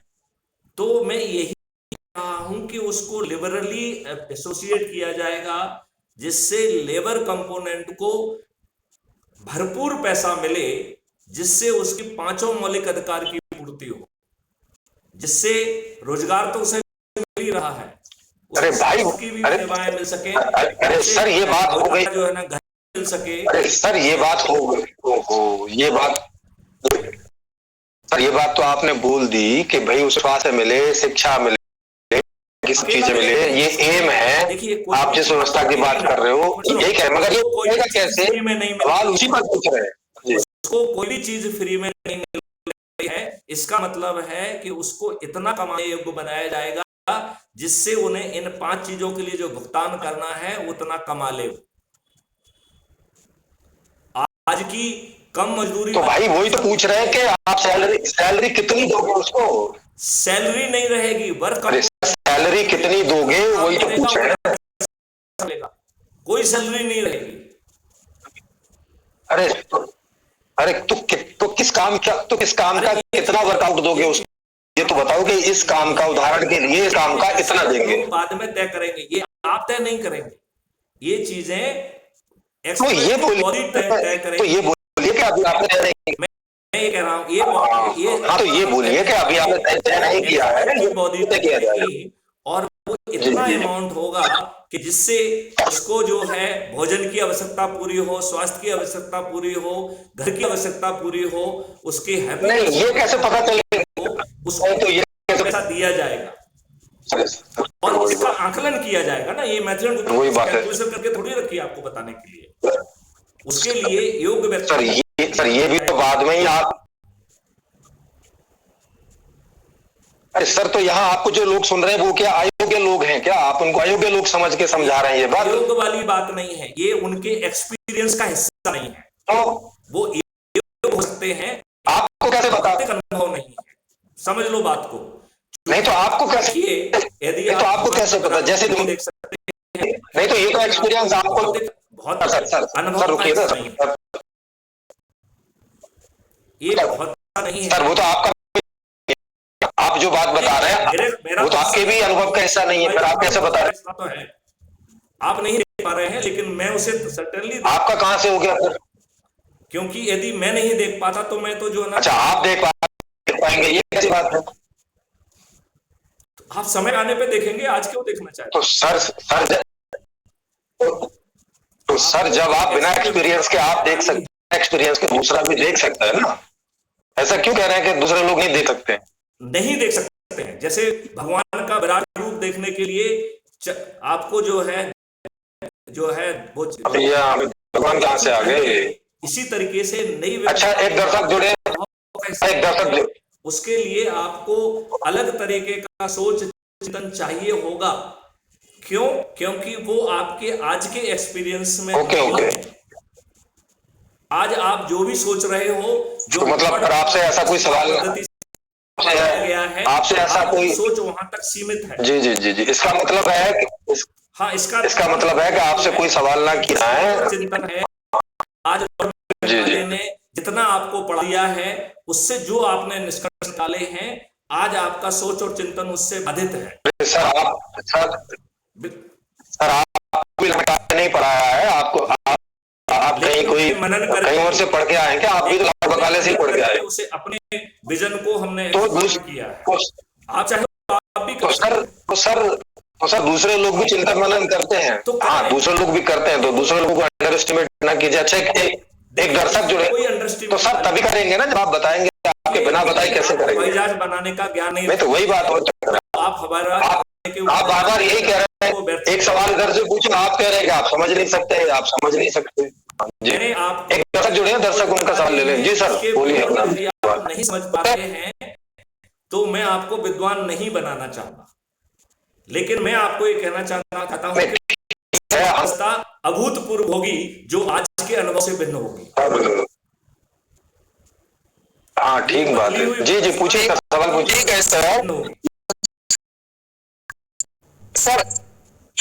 तो सुनिए ना, अभी हमें थोड़ा तो समझा सकते हैं ना सर, थोड़ा तो समझ सकते हैं ना। अगर आप कुछ भी समझेंगे तो फिर आगे कैसे बताएंगे? उससे ज्यादा मैं आपको समझाना नहीं चाहूंगा। आप इस पे मनन करिए, हम सेकंड सेशन पे बात करेंगे। तब तक आप इस पे मनन करिए जो मैं आपको समझा रहा हूं। आज की जो व्यवस्था है वो में आप मजदूरों को पूरा भुगतान नहीं देते। मजदूर व्यक्ति है वो अपना पेट करता है। अभी आप नहीं वो सब समझ में आ गया सर, मगर आप इतना तो समझा दो कि सैलरी कितना मिलेगा। जब हम आपको अवेयरनेस में ले जा रहे हैं तो आप स्केर्सिटी में क्यों जीना चाहते हैं? आप यदि स्केर्सिटी और अबंडेंस को, नेचर ने किसी भी चीज को ध्यान से, नेचर ने किसी भी चीज को स्केर्सिटी में नहीं बनाया है। जिस भ्रूण से आप पैदा हुए हैं, जिस स्पर्म एंड ओवम से आप पैदा हुए हैं, वो वहां पे अबंडेंस में था।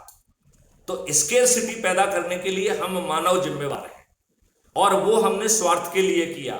कुछ लोगों को डिप्राइव करके हम अमीर बनने के लिए हमने वो सिस्टम पैदा किया। अब इसका मतलब ये होता है सर कि आपको जाना है दिल्ली, और फिर रेलवे स्टेशन पे जाएंगे तो किसी भी गाड़ी में बैठेंगे, जिधर जाएगा उधर उतरो, ऐसा थोड़ी रहेगा। इसमें बुद्धि लेना देना नहीं है, इसमें चिंतन का लेना देना है, विजन का लेना देना है। तो सब लोग नहीं कर सकते। अभी आप चिंतन सब लोग नहीं करते क्योंकि आपका क्या सोच है। अरे अरे नीचे इकट्ठा हुए हैं आप। ओके जी, ओके, ठीक है। तो आपका दोबारा शोषक व्यवस्था है। ठीक है सर, आपका दोबारा सेशन रखेंगे। देखो मैं आपसे कह रहा हूं, हमें जी आपका दोबारा सेशन रखेंगे, तब आपसे सवाल पूछेंगे। थिंकिंग शोषक है, इसमें इंडस्ट्री वाला भी लेबर कंपोनेंट को पैसा देके वो करोड़ समझता है। जिसके पास पैसा है वो उसे इन्वेस्ट करे, बिना श्रम लगाए उससे ज्यादा पैसा कमाना चाहता है। अब इस पे आप मनन करिए तो आपको समझ में आएगी, और यदि आपको बात समझ में नहीं आ रही है तो चिंतन करिए, अपन अगली बात करेंगे। मेरा इस बारे में जी ठीक है, तो अब अगली बार बात करेंगे। सब्जेक्ट है, उस सब्जेक्ट पर चर्चा करना चाहिए। तो यदि आपका इकोनॉमी सब्जेक्ट है, मैंने आपको बता दिया कि जब हम जो है पैसा पैदा कर रहे हैं तो वर्कर कंपोनेंट को अच्छा पैसा मिलेगा, जिससे उनको हम 5 मौलिक अधिकार दे पाए।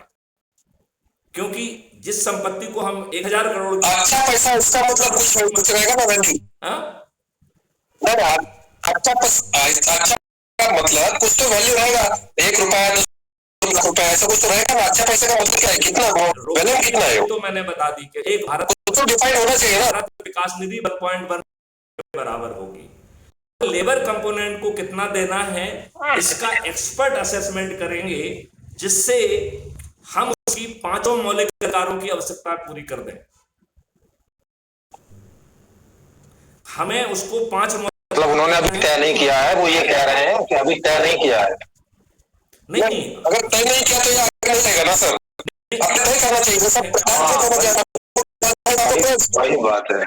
अभी क्यों तय करेंगे ये बताओ ना। अभी आप डिसीजन ले रहे हो क्या? आप सरकार हो क्या?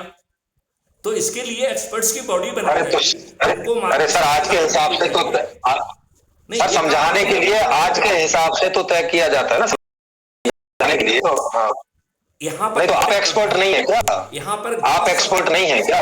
ग्रॉस सब्जेक्ट को समझिए। यहाँ पर आप डिसीजन नहीं ले रहे हो जो सर जहाँ चर्चा होगी वहीं तो तय करना है। रोल में जाना है। आप नहीं समझना चाहते हो कि एक्सपर्ट की बॉडी करेगी और उसके लिए सिद्धांत होगा कि हर व्यक्ति के पास इतना धन पहुंच जाए कि उसकी 5 मूल जो मौलिक अधिकार दे रहे हैं उनकी पूर्ति हो। तो उसके 5 मौलिक अधिकारों की कुल मिला के आपका ये जो आज का फाइनेंस है उसको हमारी प्रायोरिटी। जी ठीक है। और इसको जो है तय करने का काम ठीक है सर, ठीक है। इसको एक्सपर्ट बॉडी करेगी और उन एक्सपर्ट बॉडी को ये मार्गदर्शी सिद्धांत दिए जाएंगे कि इन सिद्धांत के तहत सब लोगों के पास पर्याप्त पैसा पहुंच जाए। और जब अबंडेंस में क्रिएट हो रहा है तो जिस बिल्डिंग को आप 100 करोड़ रुपए की कह रहे हैं, हम उसे ज्यादा लोगों को ज्यादा पैसा बांटेंगे तो 1000 करोड़ रुपए की हो जाएगी। क्या फर्क पड़ता है? क्योंकि जितना हम पैसा बांट रहे हैं उतना पैसा तो हम एक्सपर्ट बॉडी कभी बनाएंगे, एक्सपर्ट बॉडी कभी बनाएंगे, बाद में बनाएंगे आज चर्चा करके कल जब वो संसद में पहुंचेंगे तब वहां पर आज फाइनल कॉन्सेप्ट पे बात मत करिए। ठीक है सर, ठीक है। यहाँ डिसीजन करके कल पार्लियामेंट तो उस पर क्यों एनर्जी लगा रहे हो? जी एक और वक्ता जुड़े हैं जी। राहुल जी अपनी बात पूछ लीजिए। सर गुप्ता साहब आपसे मैं खैर इतना पढ़ा लिखा हूँ तो मैं मेरे स्तर पर करिएगा ना। मान लीजिए मैं एक मजदूर हूँ, ठीक है, और मुझे कोई पर लेने आता है, ठीक है, आप और एक मिनट वो कह रहे हैं चल काम करना है। नंबर 1 आज के एक्सपीरियंस को टोक लेने दीजिए आपको, नहीं तो आप उल्टे डायरेक्शन में चले जाएंगे। आज आपका एक्सपीरियंस है कि आप नाके पे खड़े हैं। कल का एक्सपीरियंस ये होगा कि टेक्नोलॉजी डिसाइड करेगी कि आप किस राष्ट्रीय शाखा के निर्माण पे आ रहे हैं। आपको डिसाइड नहीं करना है। आपको वहां ले जाने के भी गाड़ी होगी। सर कोई कोई आप जो आज के अनुभव के साथ क्यों जीना चाहते हो? हम तो आपके अनुभव को बदलना चाहते हैं। आपको जो है इसी अरे सर जीना नहीं, सवाल पूछ रहे हैं आज के अनुभव से। आप मेरी बात समझ रहे हो ना? देखो मैं आपके मेरा छोटा सा जी सर कहाँ से समझ में आएगी? आप हमारा सवाल समझ में आएगी? अभी तक एक भी व्यक्ति आपकी बात नहीं समझ पाया। कमेंट बॉक्स में चले जाइए। जो ऐसे करें समझ पाए हैं बहुत ऊपर मुझे लगता है आप मतलब है, क्योंकि आप आज के नजरिए से जी रहे हो। आज हो कि आपको जो है ना वहां खड़ा होके चौराहे पे खड़ा ले रहा आप बताइए ना, मैं भविष्य में जाकर क्यों, आप मुझे बताइए भविष्य में जाकर कैसे अनुभव लेकर आपसे प्रश्न करूं, आप मुझे ये बताइए। आप ये पूछिए कि हमारी जिंदगी कैसे मैं भविष्य आप में जाकर के अनुभव लेकर मैं यही तो कह रहा हूं कि आपको टेक्नोलॉजी डिसाइड करेगी कि कहां काम पे जाना है। आपको जो है वहां पहुंचाने के लिए गाड़ी की व्यवस्था आपने आप अभी मुझे बताएं सर, अरे सर मुझे ये कह रहे हो, पूछा है कि क्या पूछ रहे हो? मैं आपसे ये कह रहा हूँ कि मैं नाके पे खड़ा हूँ और आप मुझे लेने आए और आप कहें कि चल काम है। मैंने कहा हाँ सर, मुझे बताइए मुझे क्या मिलेगा। एक मिनट मैं आपसे एक मिनट आप नाके पे क्यों खड़े होना चाहते? हाँ सर, मैं नाके पे खड़ा हूँ, मुझे काम चाहिए ना। काम हम देंगे ना, हमारी टेक्नोलॉजी कहेगी कि आप वहां पहुंचो। आपको काम नहीं खोजना है, काम देने के उस बदले क्या मिलेगा वो ये उस काम के बदले मुझे क्या मिलेगा सर? मैं आपसे पूछ रहा हूँ कि उस काम के बदले मुझे क्या मिलेगा?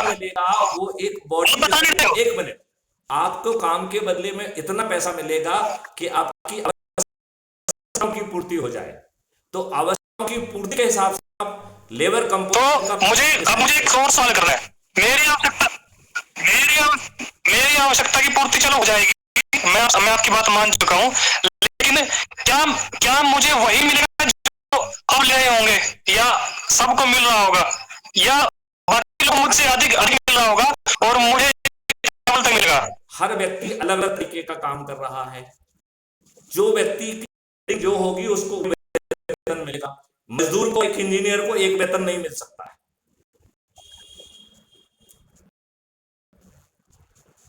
अरे वेतन भी अलग अलग मिलेगा।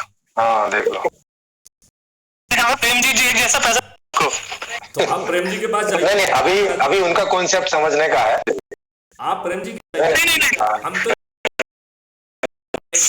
अभी उनका कॉन्सेप्ट समझने का। इतना ही मेरा प्रश्न था। मुझे आपके प्रश्न का उत्तर मुझे मिल गया। प्रश्न का उत्तर सर, आप बहुत धन्यवाद आपका। चलिए जी उनको उनके सवाल का जवाब मिल गया। मुझे सवाल पता हो गया, चाहे तो मैं पूछूं। मुझे एक सवाल पता हो गया आपके अभी जो आपने बोला।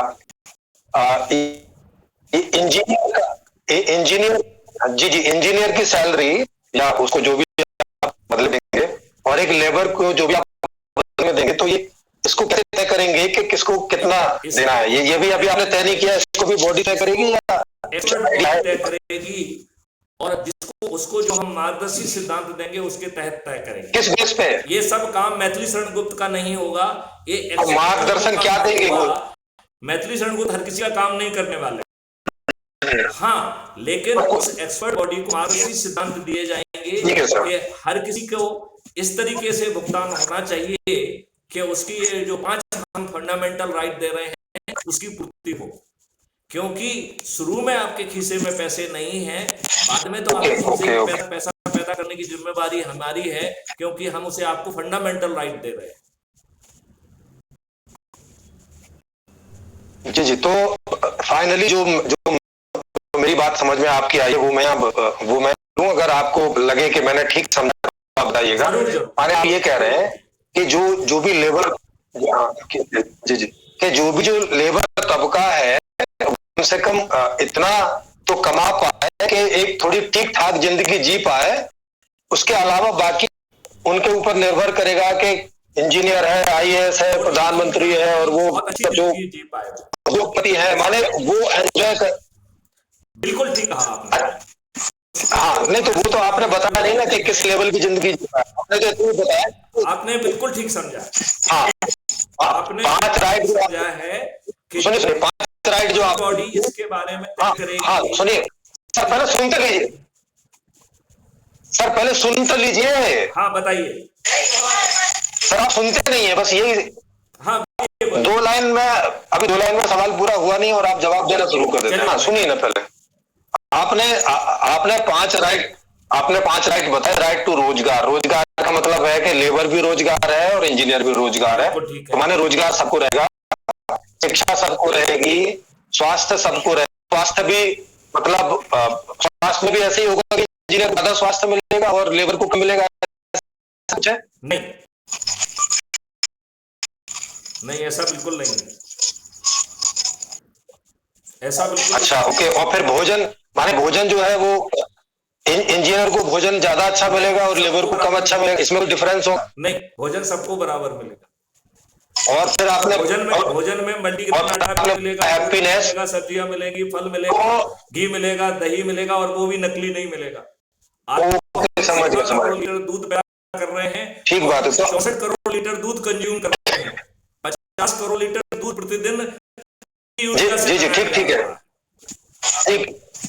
ठीक है। तो इसका मतलब ये हुआ कि जो हाई सैलरी वाली जॉब होंगी उनमें केवल लग्जूरियस का अंतर, बाकी जो एक जो जरूरत वाली चीजें होती है वो सबके पास होंगी। ओके ठीक है। ज्यादा धन कमाने की क्या जरूरत है?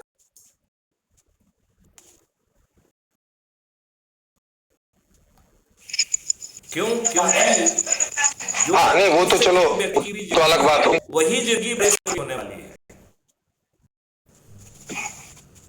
ठीक है। फर्क होगा कि आप छोटी गाड़ी खरीद पाएंगे, वो बड़ी गाड़ी खरीद लेगा, बस इतना फर्क होगा। आपका घर जो है ना, हाँ समझ गया, वो यही है। जैसे हमारे पास इतना छोटा नहीं होगा कि जिसमें आप आनंद से ना, जी आपका घर भी रीजनेबली बड़ा होगा। ठीक। और इंजीनियर का एबनॉर्मल बड़ा होगा, जिसको मैनेज करने में कष्ट भी होने वाला है। जी वो ज्यादा कमा रहा है मेरे ख्याल है। अभी हम देखो ये बात सुनो ध्यान से। जी अभी हम लोगों को ज्यादा समझ में आ गई है बात। तो वो अपने धन का अपव्यय करेगा। आप जो है 10 लाख की गाड़ी खरीदेंगे, वो 10 करोड़ की गाड़ी खरीदेगा। आप जो है 50 लाख का जो है ना आपका बंगला होगा, 100 करोड़ का बंगला बनाएगा, बस। तो वो धन का अपव्यय करना है, आपके धन का सदुपयोग होगा, इतना ही फर्क होगा। विषय तो नहीं है क्या? हाँ नहीं है, क्षमता है उनका, लेकिन वो उनका जो मॉडल का एम है वो ये है कि एक अच्छे लेवल की जिंदगी सबके पास रहेगी। एक अच्छे, जो अब वो लेबर ने अभी डिसाइड नहीं किया, केवल एक्सपर्ट जब आएंगे वो बताएंगे कि कितनी अच्छी तक संभव है। लेकिन वो जैसा सोच रहे हैं वो ऐसा सोच रहे हैं, एक अच्छी खासी जिंदगी होगी, लेकिन उससे ऊपर वो आएगा लग्जूरियस। वो बता रहे हैं कि 10 करोड़ की गाड़ी होगी, 50 करोड़ का हेलीकॉप्टर होगा और 200 करोड़ का बोइंग विमान होगा। वो नहीं सबके पास होगा। देखिए यदि वो 5 करोड़, हाँ जी वो उसकी प्रॉब्लम है, वो सारी प्रॉब्लम नहीं है। हाँ ठीक बात है, ठीक। तो सर का जो कहने का है वो ये है, सबसे गरीब व्यक्ति की भी जिंदगी अच्छी जी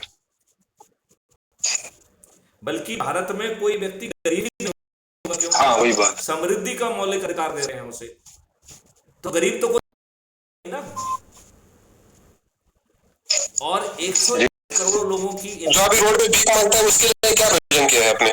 कोई भीख मांगने वाला हो गई नहीं उसके लिए तो बता रहे हैं, वो उसके लिए तो बता रहे हैं। अमीर तो आज भी ठीक ही है, प्रावधान ही नहीं होगा, उस समय कोई भीख मांगने वाला नहीं होगा ना।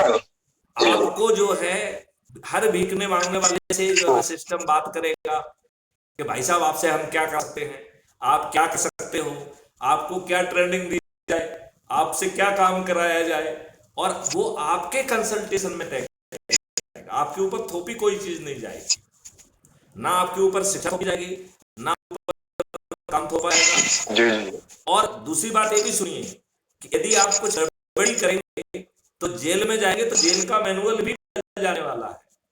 जेल में आपको मुफ्त की रोटी नहीं मिलेगी, वहां पर भी श्रम करना पड़ेगा। आज जो जाते हैं में वहां से जो बड़े बड़े अपराधों के गैंग चला रहे हैं, ये संभव नहीं होगा भविष्य में। क्यों? क्योंकि जब आप जेल में जाएंगे तो दो कंपोनेंट की आपको भरपाई करना होगी। एक जो आपको अपने खाने के लिए चाहिए उसके लिए भी श्रम करना होगा, और जो फाइनेंशियल आपको पेमेंट करना है उसके लिए भी श्रम होगा। यदि आप श्रम नहीं करते हैं तो आपके ऊपर जो है ना रोज बुलेटिन जारी होगा कि एक दुष्ट है, ये इसको सब कुछ मिल रहा था, ये सब कुछ नहीं लेना चाहता है और एक श्रम नहीं करना चाहता है। तो श्रम ना करने वाला व्यक्ति जितने जल्दी इस पृथ्वी से उठ जाए तो ये पृथ्वी का बोझ कम हो जाएगा। जी जी गोली मार देंगे सर। जी जी नहीं, जो भी करेंगे। अच्छा, वो कोई सवाल है? क्योंकि अब जो सवाल है बाकी के वो सरकार जब सेशन होगा तो हम पूछेंगे, अगर हम लोगों को उठेगा तो उसमें जवाब देंगे जो भी दे सकेंगे। तो आज के सेशन में किन्हीं और कोई सवाल है तो पूछ लीजिए, नहीं तो चर्चा को पूर्ण कर। एक मिनट मुझे कह लेने। मैं ये कह रहा हूं, मेरी कहिए है कि आज के एक्सपीरियंस से बाहर उठो, क्योंकि हम आपका अनुभव बदलना चाहते हैं, आपका जीवन बदलना चाहते हैं। आप आज जैसे भारत में नहीं रहेंगे। आज तो आप जाते हैं, आपकी थाने में सुनवाई नहीं होती, ऐसा नहीं होगा। आप बटन दबाएंगे, आपकी सुनवाई हो जाएगी। आज आप झूठी मुकदमा कायम कराते हैं, झूठी गवाही देते हैं, पुलिस झूठी विवेचना करती है, वकील झूठी वकालत देते हैं। ये नहीं हो पाएगा। चाहे झूठी FIR कराने वाला हो, झूठी गवाही देने वाला हो, चाहे झूठी विवेचना करने वाला पुलिस वाला हो, चाहे करने सुनिए जिसका ज्यादा पैसा है, सुनो पहले, जिसके पास ज्यादा पैसा है वो तो उसको खरीद लेगा। वो जिसको जज खरीद नहीं सकता है।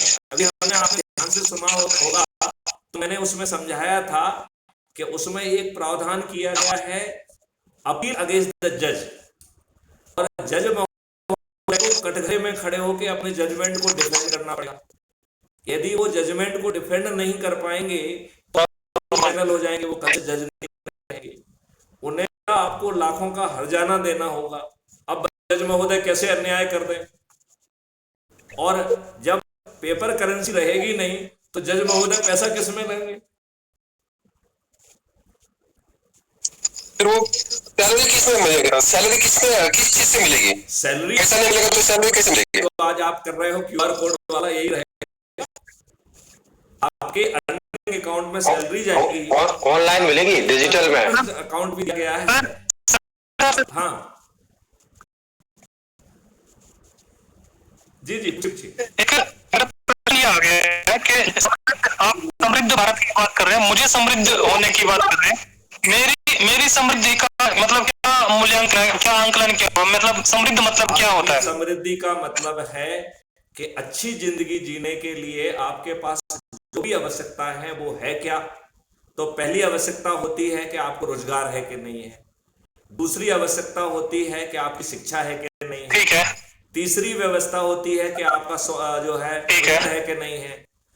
चौथी व्यवस्था होती है कि आपका रोजगार हो गया है, शिक्षा हो गई है, स्वस्थ हो गया है, भोजन हो गया है, और फिर आता है समृद्धि। मतलब आपके पास इतना पैसा हो कि आप एक खुशहाल जिंदगी सकें। और आप उन लोगों के बारे में मत दें जो आपसे ज्यादा कमा रहे हैं, क्योंकि वो आपसे ज्यादा कमा करके नहीं, आपसे ज्यादा कमा के पा क्या रहे हैं। आप अच्छे घर में रह रहे हैं और वो उससे 10 गुना बड़े घर में रह रहे हैं, तो कोई अच्छी बात थोड़ी है। उस घर को मेंटेन करने का कष्ट उन्हीं को ही उठाना है। क्यों नहीं है सर? तो फिर अगर उनको ये बात समझाओ ना कि वो मेरे स्तर पे आके जिए। आपके स्तर पे क्यों जिए? आप उनके स्तर का श्रम क्यों नहीं करना चाहते हैं? आप उनके स्तर पे जो है ना खुद क्यों नहीं पहुंचना चाहते हैं? तो फिर आप मुझे करना चाहते हैं। आप ये क्यों कह रहे हो कि उनके घर, आप वो बड़े घर में रह रहे हैं तो कोई अच्छी बात नहीं है? आपने ये कहा सर, वो बड़े घर में रह रहे हैं, ये अच्छी बात नहीं है, आपने ये कहा। देखिए बड़ी सिंपल सी बात। मैं तो ऊपर आना चाहता हूँ, मैं ऊपर आता हूँ, लेकिन आपने उसकी समृद्धि को है ना, आपने कह दिया मेरी बात ध्यान से कि सुनिए। आपको किसी को नीचे लाने का हक नहीं, सुनाइए सर। अपने आप को ऊपर ले जाने का हक है। आपको दुष्टतापूर्ण कि भाई हाँ, तो आप ऐसी व्यवस्था करिए सर कि हम उनके जाए। आपको कहां नहीं, मैं तो उसकी सुविधा के लिए कह रहा हूं, क्योंकि आपने कहा कि आपको कहां पहुंचना है ये आपको खुद तय करना होगा। उसी के हिसाब से आपको शिक्षा पाना होगी। हाँ सर, उसी के हिसाब से आपको अपना हुनर करना। सर आपको दूसरों की चिंता मत करिए, अपनी चिंता। आप तो मुझे ये कह रहे हैं